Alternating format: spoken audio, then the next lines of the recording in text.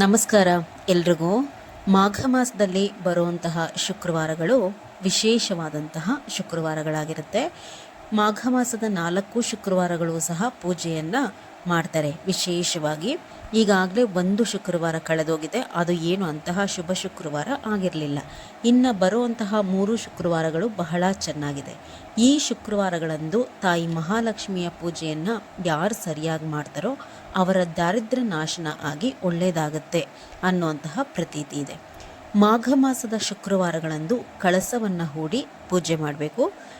ಈ ಶುಕ್ರವಾರದ ಶುಭ ಮುಹೂರ್ತ ಅಂತಂದರೆ ಬೆಳಗ್ಗೆ 6:10ರಿಂದ 6:48 ಒಳಗೆ ನೀವು ದೀಪವನ್ನು ಹಚ್ಕೋಬೇಕಾಗತ್ತೆ. ಅಂದರೆ ನಾನು ಹೇಳ್ತಾ ಇರೋದು 7ನೇ ತಾರೀಕು ಬಂದಿರುವಂತಹ ಶುಕ್ರವಾರದ ಶುಭ ಮುಹೂರ್ತ. ದಯಮಾಡಿ ನಾನು ಯಾವ ಮುಹೂರ್ತವನ್ನು ನಿಮಗೆ ತಿಳಿಸ್ಕೊಡ್ತೀನಿ, ನೀವು ಅವತ್ತಿನ ದಿನ ಬೇಗ ಎದ್ದೇಳಬೇಕು. ನಾನು ಹೇಳಿರುವಂತಹ ಶುಭ ಮುಹೂರ್ತದಷ್ಟೊತ್ತಿಗೆ ಎಲ್ಲ ಪೂಜೆ ಪುನಸ್ಕಾರಕ್ಕೆ ಅಣಿಯಾಗಿ ನೀವು ವಿಶೇಷವಾಗಿ ಈಗ ಅಮ್ಮನವ್ರ ಮುಂದೆ ತುಪ್ಪದ ದೀಪ ಹಚ್ತಿರೋ ಅಥವಾ ರಾಯರ ಮುಂದೆ ನೀವು ವ್ರತಗಳನ್ನು ಮಾಡುವಾಗ ತುಪ್ಪದ ದೀಪ ಹಚ್ಚಬೇಕಾಗಿರುತ್ತೋ ಈ ಸಮಯದಲ್ಲಿ ಆ ವಿಶೇಷ ತುಪ್ಪದ ದೀಪಗಳನ್ನು ಹಚ್ಕೊಳ್ಳಿ. ಆವಾಗ ಬಹಳ ಬೇಗ ಮನೆಗೆ ಒಳ್ಳೆಯದಾಗುತ್ತೆ. ಇನ್ನು ಪೂಜೆ ಮಾಡುವಂತಹ ವಿಧಾನ ಹೇಗೆ ನೋಡಿ, ನಿಮಗೆ ಗೊತ್ತಿದೆಯೋ ಗೊತ್ತಿಲ್ವೋ, ಮಾಘ ಮಾಸದಲ್ಲಿ ಶುಕ್ರವಾರಗಳಂದು ಕಳಸಗಳನ್ನು ಹೂಡಿ ಪೂಜೆ ಮಾಡ್ತಾರೆ. ವಿಶೇಷವಾಗಿ ಆ ತಾಯಿಯ ಆರಾಧನೆಯನ್ನು ಮಾಡ್ತಾರೆ. ಯಾವುದೇ ಕಾರಣಕ್ಕೂ ನಾವು ಈ ಮಾಘ ಮಾಸದ ಶುಕ್ರವಾರಗಳಂದು ಕಳಸವನ್ನು ವಿಸರ್ಜನೆ ಮಾಡಬಾರ್ದು. ಅಂದರೆ ಹಿಂದಿನ ವಾರ ನಾವು ಕಳಸವನ್ನು ಇಟ್ಟಿದ್ರೆ ಶುಕ್ರವಾರ ಬೆಳಗ್ಗೆ ಕಳಸವನ್ನು ತೆಗೆಯೋದು, ಕಳಸ ತೊಳೆಯೋದು, ಆ ರೀತಿ ವಿಸರ್ಜನೆಯನ್ನು ಮಾಡಬಾರ್ದು. ಹಿಂದಿನ ದಿನ ಅಂದರೆ ಗುರುವಾರನೇ ನಾವು ಕಳಸವನ್ನು ವಿಸರ್ಜನೆ ಮಾಡಿ ಕಳಸ ಎಲ್ಲವನ್ನು ತೊಳೆದು ಇಟ್ಕೊಂಡಿರಬೇಕಾಗತ್ತೆ. ಈ ಶುಕ್ರವಾರಗಳಂದು ಹಣವನ್ನು ಹೊರಗಡೆ ಕೊಡಬೇಡಿ, ಬಂದಂತಹ ಹಣವನ್ನು ಬಿಡಬೇಡಿ, ಆಹಾರವನ್ನು ಹೊರಗಡೆ ಚೆಲ್ಲಬೇಡಿ. ಶುಕ್ರವಾರದಂದು ಅಂಗಳವನ್ನು ಗುಡಿಸಿ ಸಾರಿಸಿ ಸ್ವಲ್ಪ ವಿಶೇಷವಾಗಿ ರಂಗವಲ್ಲಿಯನ್ನು ಹಾಕಿಟ್ಕೊಳ್ಳಿ. ಇಂದಿನ ದಿನವೇ ಕಳಸವನ್ನು ವಿಸರ್ಜನೆ ಮಾಡಿಕೊಂಡು ದೇವರ ಮನೆಯೆಲ್ಲ ಶುಚಿ ಮಾಡಿ ಇಟ್ಕೊಳ್ಳಿ. ಗುರುವಾರ ಸಂಜೆನೆ ಕಳಸವನ್ನು ವಿಸರ್ಜನೆ ಮಾಡ್ಕೋಬೇಕು. ಧೂಳೆಲ್ಲ ಏನಿದೆ ತಕ್ಕೊಂಡು ನೀವು ದೇವರ ಮನೆಯೆಲ್ಲ ಶುಚಿ ಮಾಡಿಕೊಂಡು ದೇವರ ಪಾತ್ರೆಗಳನ್ನೆಲ್ಲ ತೊಳೆದು ಇಟ್ಕೊಳ್ಳಿ.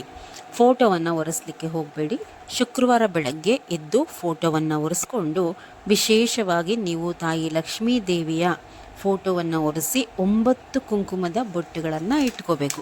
ಗಂಧವನ್ನು ಹಚ್ಚೋ ಹಾಗಿದ್ರೆ ಮೊದಲು ಗಂಧ ಹಚ್ಚಿಬಿಟ್ಟು ಆ ಫೋಟೋಗೆ 9 ಕುಂಕುಮದ ಬೊಟ್ಟನ್ನು ಇಡಿ. 9 ಎಳೆ ಗೆಜ್ಜೆ ವಸ್ತ್ರವನ್ನು ಏರಿಸಲೇಬೇಕು. 9 ಅಂತಂದರೆ 9 + 1 10 ಗೆಜ್ಜೆ ವಸ್ತ್ರದ ಎಳೆ ಬರಬೇಕು. ಮತ್ತು ಎಲ್ಲ ಫೋಟೋಗಳನ್ನ ಒರೆಸ್ಕೊಂಡು ಅವತ್ತಿನ ದಿನ ವಾರ ಹೇಗೆ ಮಾಡ್ತಿರಲ್ವ ನೀವು ಮನೆ ದೇವರಿಗೆ ವಾರವನ್ನು ಶುಕ್ರವಾರ ಮಾಡ್ತಿರಲ್ಲ, ಅದೇ ರೀತಿ ಎಲ್ಲ ಫೋಟೋನ ಒರೆಸ್ಕೊಳ್ಳಿ. ವಾರಕ್ಕೆ ಸಿದ್ಧತೆ ಮಾಡ್ಕೊಳ್ಳಿ. ಇನ್ನು ತಾಯಿಗೆ ಕೆಂಪು ಬಣ್ಣದ ಹೂಗಳು, ಸುವಾಸನಾ ಭರಿತ ಹೂಗಳಿಂದ ಅಲಂಕಾರ ಮಾಡಿ. ಸುವಾಸನಾ ಭರಿತ ಹೂಗಳು ಅಂತಂದರೆ ಮಲ್ಲಿಗೆ ಹೂವು, ಆ ಥರದ್ದು ಸ್ವಲ್ಪ ಗಮ್ ಅನ್ನೋ ಥರ ವಾಸನೆ ಬರುತ್ತಲ್ವ, ಆ ಥರದ ಹೂಗಳಿಂದ ಅಮ್ಮನವರಿಗೆ ಅಲಂಕಾರ ಮಾಡಿದ್ರೆ ತಾಯಿ ಬೇಗ ಅಲ್ಲಿ ಆವಾಹಿತಳಾಗ್ತಾಳೆ ಅನ್ನುವಂಥದ್ದು. ಇನ್ನು ಕಳಸವನ್ನು ಹೂಡುವಾಗ ಹೇಳಿರುವಂತಹ ಶುಭ ಮುಹೂರ್ತದಲ್ಲೇ ಸಂಕಲ್ಪ ಮಾಡ್ಕೋಬೇಕು. ಆ ಸಮಯದಲ್ಲಿ ಕಳಸವನ್ನು ಹೂಡ್ಕೊಳ್ಳಿ. ನಾನು ಏನು ಸಮಯ ಹೇಳಿದೆ ನಿಮಗೆ, 6:10ರಿಂದ 6:48 ಒಳಗೆ ಸಮಯ ಚೆನ್ನಾಗಿದೆ. ಈ ಸಮಯದಲ್ಲಿ ಸಂಕಲ್ಪವನ್ನು ನೀವು ಮಾಡ್ಕೊಳ್ಳುವಂತಹದ್ದು. ಯಾವ ರೀತಿ ಸಂಕಲ್ಪ ಮಾಡ್ಕೋಬೇಕು ನೋಡಿ, ಇದನ್ನು ಬರೆದು ಇಟ್ಕೊಳ್ಳಿ. ಈ ಮಂತ್ರವನ್ನು ಹೇಳಿಕೊಂಡು ನೀವು ಆಮೇಲೆ ಕಳಸವನ್ನು ಹೂಡಿ. ಮೊದಲು ಒಂದು ಬಲಗೈಲಿ 4 ಕಾಳು ಅಕ್ಷತೆ ಮತ್ತು 1 ಕೆಂಪು ಹೂವನ್ನು ಹಿಡ್ಕೋಬೇಕು. ಕೆಂಪು ಹೂ ಅಂತಂದರೆ ಅಮ್ಮನವರಿಗೆ ಇಷ್ಟ. ಕಳಸಕ್ಕೂ ಸಹ ಕೆಂಪು ಹೂವನ್ನು ಹಾಕಬೇಕಾಗತ್ತೆ. ನೀವು ಕೆಂಪು ಹೂವು ಮತ್ತು ಅಕ್ಷತೆಯನ್ನು ಹಿಡ್ಕೊಂಡು ಬರ್ಕೊಳ್ಳಿ. ಇದನ್ನು ಆದ್ಯ ಬ್ರಹ್ಮೆ ಶಕವರ್ಷೆ ಶುಕ್ಲಮಾಸೆ ಕೃಷ್ಣ ಪಕ್ಷ ತಿಥೌ ಅಥ ಮಮ ನಾಮಧೇಯಸ್ಯ. ನೀವು ಯಾರು ಪೂಜೆ ಮಾಡ್ತಾ ಇದ್ದೀರಾ ಅವ್ರ ಹೆಸರು, ಮಮ ಯಜಮಾನಸ್ಯ ನಾಮಧೇಯಸ್ಯ, ನಿಮ್ಮ ಯಜಮಾನರ ಹೆಸರು, ಮಮ ಪುತ್ರ ಪುತ್ರಿ ಪ್ರೀತ್ಯರ್ಥಂ ಆಯುರಾರೋಗ್ಯ ವಿದ್ಯೆ ಯಶ ಅಭಿವೃದ್ಧಸ್ಯ ಮಮ ಸಕಲ ಸಂಕಷ್ಟ ನಿವಾರಣಾರ್ಥಂ ಮಾಘಮಾಸೆ ಶ್ರೀ ಮಹಾಲಕ್ಷ್ಮೀ ಪೂಜಾ ಕರಿಷ್ಯೆ ಅಂತ ಹೇಳಿ ಆ ಅಕ್ಷತೆ ಮತ್ತು ಹೂವನ್ನು ಕಳಸದ ಒಳಗಡೆ ಹಾಕಿ. ಅದರ ಜೊತೆಗೆ ಒಂದು 5 ರೂಪಾಯಿದೋ ಇಲ್ಲ 10 ರೂಪಾಯಿದೋ ಗೋಲ್ಡನ್ ಕಲರ್ ಇರುತ್ತಲ್ಲ ಆ ನಾಣ್ಯ, ಇಲ್ಲ ಅಂತಂದರೆ 1 ರೂಪಾಯಿದು ನಾಣ್ಯ, ಅಥವಾ ಏನಾದರೂ ಒಂದು ಸಣ್ಣ ಚಿನ್ನದ ಒಡವೆ, ಮೂಗ್ಬಟ್ಟು ಅಥವಾ ಓಲೆ ಹಾಕಲೇಬೇಕು. ಸಣ್ಣದೇನಾದರೂ ಒಂದು ಚಿನ್ನದ ಒಡವೆ. ಈ ಕಳಸವನ್ನು ನಾವು ವಾರ ಪೂರ್ತಿ ಬಿಡೋದಿಲ್ಲ, ಧೈರ್ಯವಾಗಿ ಹಾಕಿ. ಒಂದು ಸಣ್ಣ ಮೂಗ್ಬಟ್ಟೋ ಅಥವಾ ಓಲೆನೋ ಏನಾದರೂ ಒಂದು ಚಿನ್ನದ್ದು ಹಾಕಬೇಕು. ಅರಿಶಿನ, ಕುಂಕುಮ ಮತ್ತು ಪಚ್ಚಕರ್ಪೂರ, ಒಂದು ಬಟ್ಟಲಡಿಕೆ, ಇಷ್ಟನ್ನೂ ಸಹ ನೀವು ಕಳಸದ ಒಳಗಡೆ ಹಾಕಿ. ಏನೇನು ಹಾಕಬೇಕು ಅಂತ ಹೇಳಿದೆ ನಾನು. ಒಂದು ನಾಣ್ಯ, ಸಣ್ಣದ್ದು ಚಿನ್ನದ್ದೇನಾದರೂ ಒಡವೆ, ಅರಿಶಿನ, ಕುಂಕುಮ, ಅಕ್ಷತೆ, ಪಚ್ಚಕರ್ಪೂರ, ಒಂದು ಬಟ್ಟಲು ಅಡಿಕೆ, ಕೆಂಪು ಹೂವನ್ನು ನೀವು ಹಾಕಿರ್ತೀರ ಸಂಕಲ್ಪ ಮಾಡ್ಕೊಳ್ಳುವಾಗ. ಇಷ್ಟನ್ನೂ ಸಹ ಹಾಕ್ಬಿಟ್ಟು 5 ವಿಳ್ಯದೆಲೆ ಮತ್ತು 3 ಮಾವಿನ ಎಲೆಗಳನ್ನು ಇಟ್ಟು ಒಂದು ಒಳ್ಳೆ ಕಾಯಿಯನ್ನು ಇಟ್ಟು ಕಳಸವನ್ನು ಸಿದ್ಧ ಮಾಡಿಕೊಡಿ. ಕಳಸಕ್ಕೆ ಸುವಾಸನೆ ಇರುವಂತಹ ಹೂಗಳನ್ನು ಹಾಕಿ ಅಲಂಕಾರವನ್ನು ಮಾಡಿ. ಕಳಸಕ್ಕೆ ಬರೀ ಕಳಸವನ್ನು ಇಡಬಾರ್ದು. ಕಳಸಕ್ಕೆ ಒಂದು 9 ಎಳೆ ಅರಿಶಿನ ದಾರದಿಂದ ಮಾಂಗಲ್ಯವನ್ನು ನೀವು ಮಾಡಿ ಅಮ್ಮನವ್ರಿಗೆ ಹಾಕಬೇಕು. ಹಾಕಿ ಹೂಗಳನ್ನೆಲ್ಲ ಹಾಕಿ ಅಲಂಕಾರ ಮಾಡಿಕೊಂಡು ಕಳಸದ ಅಕ್ಕಪಕ್ಕ 2 ತುಪ್ಪದ ದೀಪವನ್ನು ಸಿದ್ಧ ಮಾಡಿಕೊಳ್ಳಿ. ಶುಭ ಮುಹೂರ್ತದಲ್ಲಿ ಕಳಸ ಇಟ್ಕೊಂಡು ಅಷ್ಟರ ಒಳಗಡೆ ಈ ತುಪ್ಪದ ದೀಪವನ್ನು ಬೆಳಕೊಳ್ಳಿ. ಧೂಪವನ್ನು ತೋರಿಸಿ ತಾಯಿ ನೈವೇದ್ಯ ಪ್ರಿಯೆ, ಏನಾದರೂ ಸಿಹಿ ನೈವೇದ್ಯವನ್ನು ಇಡಿ. ಪಾಯಸ, ಶಾವಿಗೆ ಪಾಯಸ, ಗೋಧಿ ನುಚ್ಚಿನ ಪಾಯಸ ಅಥವಾ ಸಿಹಿ ಅವಲಕ್ಕಿ, ಏನಾದರೂ ಈ ಥರ ಸಿಹಿಯನ್ನು ಮಾಡಿ ನೈವೇದ್ಯವನ್ನು ತೋರಿಸಿ ಸ್ವಲ್ಪ ಹಣ್ಣುಗಳನ್ನ ಇಟ್ಟು ಕಾಯಿಯನ್ನು ಇಡ್ರಿ. ಧೂಪ ಎಲ್ಲ ಆದ ನಂತರ ತಾಯಿಯ ಅಷ್ಟೋತ್ರ ಅಥವಾ ಲಲಿತಾ ಸಹಸ್ರನಾಮವನ್ನು ಪಾರಾಯಣ ಮಾಡ್ಕೋಬೇಕು.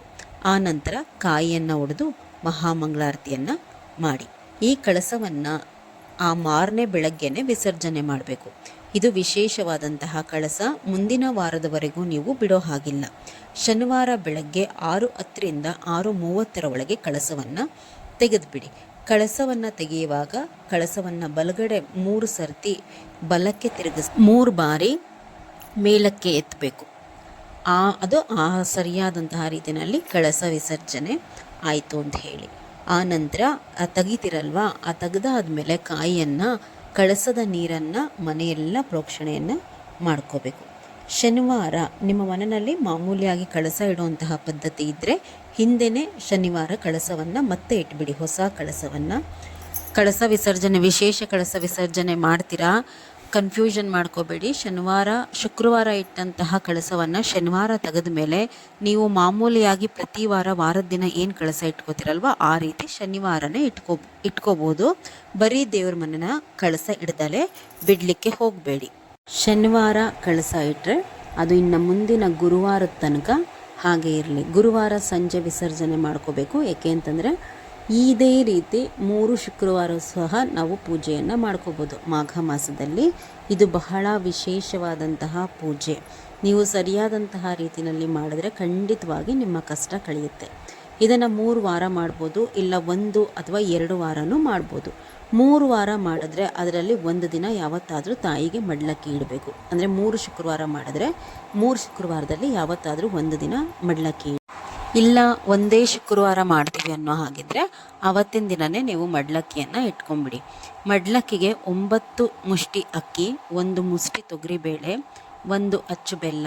ಆ ಅಚ್ಚು ಬೆಲ್ಲದ ಒಳಗಡೆ ಕಡಲೆಯನ್ನು ತುಂಬಿ 2 ಒಣ ಖರ್ಜೂರ, ಬಳೆ, ಅರಿಶಿನ, ಕುಂಕುಮ, 2 ವಿಳೆದೆಲೆ, ಅಡಿಕೆ, ಅದರ ಮೇಲೆ ದಕ್ಷಿಣೆ, ಕೊಬ್ಬರಿ, ಅರ್ಧ ಕೊಬ್ಬರಿ, 1 ಕುಪ್ಪಸದ ಬಟ್ಟೆ ಮತ್ತು ಬಾಳೆಹಣ್ಣು, ಇಷ್ಟನ್ನು ಇಟ್ಟರೆ ಮಡ್ಲಕ್ಕಿ ಅಂಥೇಳಿ ಅನ್ನಿಸ್ಕೊಳ್ಳುತ್ತೆ. ಮಡ್ಲಕ್ಕಿಯನ್ನು 3 ವಾರದಲ್ಲಿ ಇಡಲಿಲ್ಲ ಅಂತಂದರೆ ಪೂಜೆ ಪರಿಪೂರ್ಣ ಆಗಲ್ಲ. ಈ ಮಡ್ಲಕ್ಕಿಯನ್ನು ನೀವೇನು ಮಾಡಬೇಕು ಅಂತಂದರೆ ಬೆಳಗ್ಗೆ ಇಟ್ಟರೆ ಸಂಜೆ ತನಕ ಕದಲಿಸ್ಬಾರ್ದು. ಅಂದರೆ ಶುಕ್ರವಾರ ಬೆಳಗ್ಗೆ ಪೂಜೆ ಆಗಿರುತ್ತೆ, ಸಂಜೆ ತನಕ ಕದಲಿಸ್ಬೇಡಿ. ಶನಿವಾರ ತೆಗಿಬೇಕು. ಇದನ್ನು ಶನಿವಾರ ತೆಗೆದುಬಿಟ್ಟು ನೀವು ಅದನ್ನು ಯಾವತ್ತಾದರೂ, ಅಂದರೆ ಮುಂದಿನ ಶುಕ್ರವಾರ ಇಲ್ಲ ಅಂತಂದರೆ ಮಂಗಳವಾರ ಯಾವುದಾದ್ರೂ ಲಕ್ಷ್ಮೀ ದೇವಿಯ ದೇವಸ್ಥಾನಕ್ಕೆ ಕೊಡಿ. ಪೀರಿಯಡ್ಸ್ ಆಗಿ 5 ಡೇಸ್ ಕಂಪ್ಲೀಟ್ ಆಗಿದ್ದರೆ ಮಾತ್ರ ಈ ಪೂಜೆಯನ್ನು ಮಾಡಿ.